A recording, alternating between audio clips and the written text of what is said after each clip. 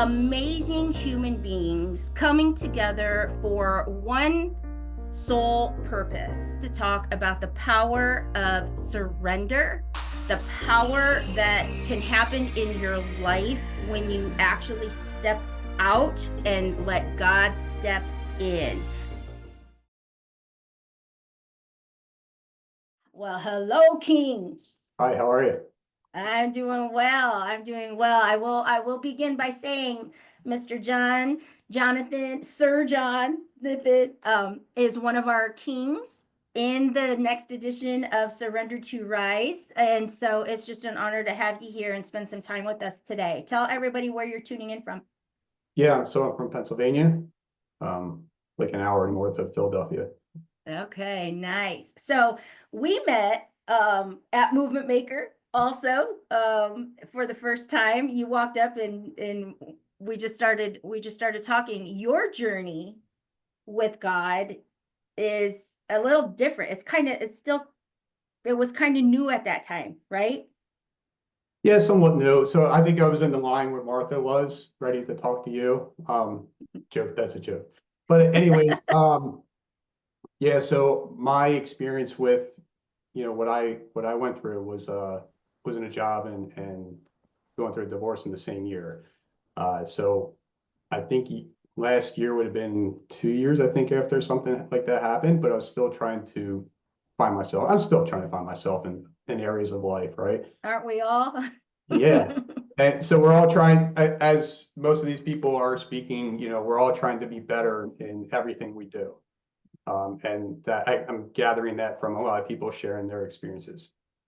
So we're all here to support somebody else that does not know how to do that, right? Um, but yeah, so that's how we met. And so I, again, like Martha, I only knew you for about a year now, and I'm looking forward to being part of the book and coming down to Texas and sharing whatever I can of any value whatsoever. But yeah, do you want me to dive deeper into my Go right story? in. Okay, Yep. okay. So yeah, so I lost a job after 20 years. I was there basically since I was 19.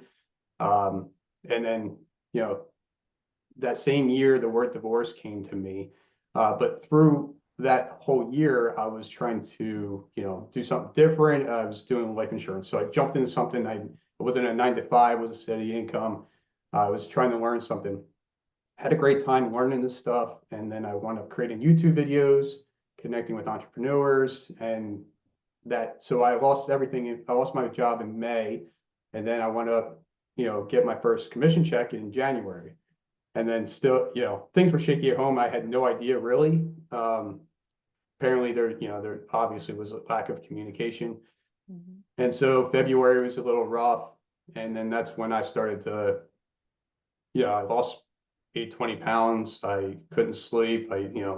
Behaviors were changing at home. And so, we were going to be married for 15 years, that year that the word divorce came up. So, I knew her pretty much. It was 21 total Mhm. before we actually got married. And, we have 2 kids. And I'll share with you real quick. For me, it was, I'm in the podcasting, and, thankfully I was listening to a podcast in January of that year. And, it was all about men, becoming better in whatever area you wanted to be better in. I used to listen to it 2 years prior to that just to be a better father. I just wanted to show up differently. And so for whatever reason, this came on and I joined their networking group. They had all these live Zooms and stuff. I didn't jump in any of them because I really wasn't really sure what was going on at home. And I wound connecting with like 4 or 5 men. I consider them like a lifeline in a sense, right? So I was able to text them, call them. If one picked up, great. If the other one, if one didn't, then somebody else might. Um, and so I was able to connect with them and try to understand what was going on, and and it wasn't just me. Like I was reciprocating as well. So they were reaching out to me every once in a while, sharing their experience, and it got me to a point where there's a gentleman that you and I both probably know, but I wound up considering him like a coach. And so I kind of hired him, and I did this masculinity class he had. And, I was like, I don't even know what this is. Like, I never heard masculine, feminine energy up till that point, right? So I just dove into it, and It's amazing what you learn when you step in this space. I know it is. And now when I podcast with people, certain people, we talk about it, and it is fascinating, right? And how we all just learn different things. So I took this. It was a 4-week program. It was just once a week. It was me, another guy, and him. And the first 2 weeks, I'll be honest with you, I was a wreck. I didn't understand what was going on. This was around April. The word divorce came to me towards the end of May. And so, the third time in, I felt like I held myself together. He said something to me. He's like, I think you shifted. I think, you've gotten better. And whatever words were said, I really don't remember. But I remember feeling calm and collected and able to take in whatever he was sharing. So it was basically like communication, like how females communicate differently than males, and how we should just be asking each other, so is this what you said? This is what I understood. This is what you said, stuff like that. And so when the word divorce came to me, I was prepared. And I don't know if I would have been prepared if I didn't join that group, listen to these men, go through that maybe as well. So that got me to a point of where I was ready to make a shift if it got to that point. I was the one that kind of held on to it a little longer, just in case there was something there that somebody was missing, but obviously something else was going on that I wasn't aware of. So I went through that. That was another 2 life-changing events within the same year. And then I had to find myself and just collect myself to be ready mentally, emotionally, physically. And that's what I've been working on since then. And I love and I love that part of it, because from the beginning you've been very open on being in it. Like, and I think that's where some people that's why I think it's important to share, like, even if somebody looks like they've got it all figured out, or even if somebody looks like they've made it and they've come like this far, we're all still in it. And if we can share like where we are in that process, we're still helping somebody that's a couple steps getting started. And so to me, I feel like whether you're, step 2 or step 50, they're all important, and they all need to be heard. I think it's important to bring up the fact, like, had you ever had a community of men that you felt was like a solid circle? Like I think that sometimes when people are like, it's hard to ask for help, or I don't know who to go to, had you ever had like a circle like that before, or was even that new to you? That was new. Okay. So I always say I was like in a mold, I was just working, coming home, taking care of kids, house, family, and that was it. So like that whole experience was new for me. And so, and that's probably like critical for helping get through. So it's almost like for people that feel that they are alone, or people that feel like they don't have that type of community, that's why we do things like this. Because now you even through your gift of podcasting, you're creating a community that I'm sure is more than just podcasting, right? Yeah, so I have a community for podcasting, but outside of that, we're just building relationships, right? So we're making connections. I do a 20-minute intro calls just to get to know that person before I even take them on. And that's what's been really awesome about podcasting. There's some great people on here I met in person and even on a podcast as well. Uh, but it's grown me as an individual, and whoever listens and watches it as well, they can grow them as. Yeah. And I love that. And so for you in the journey of writing your story, and now into speaking, other things have popped up for you. Like now you're sharing more, and how has that felt for you over this past year?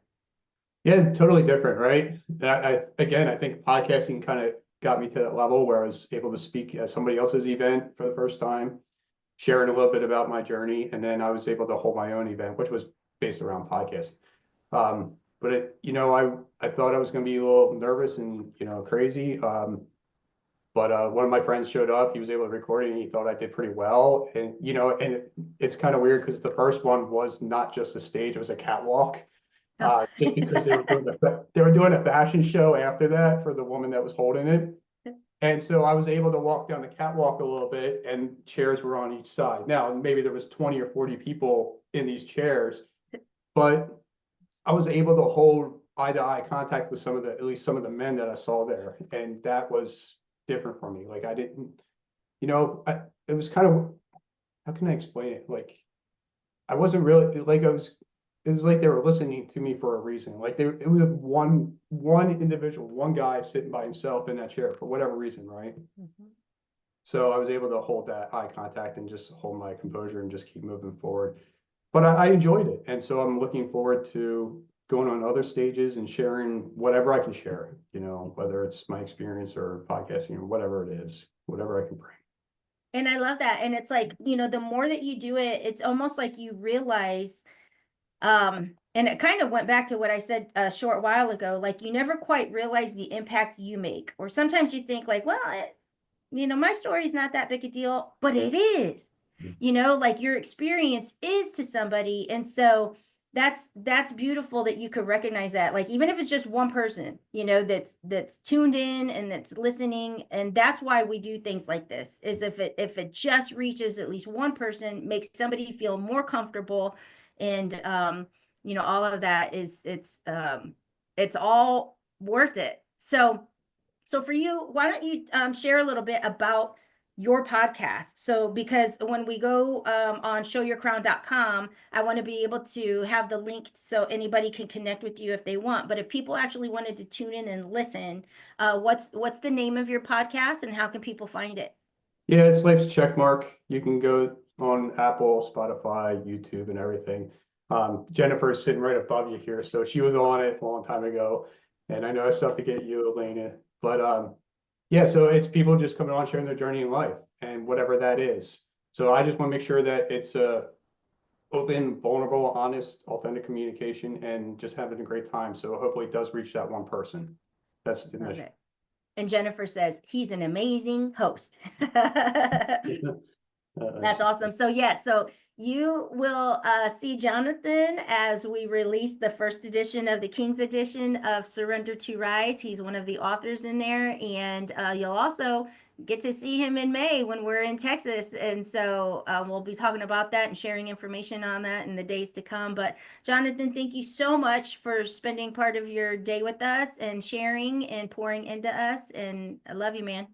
You're welcome. Thank you.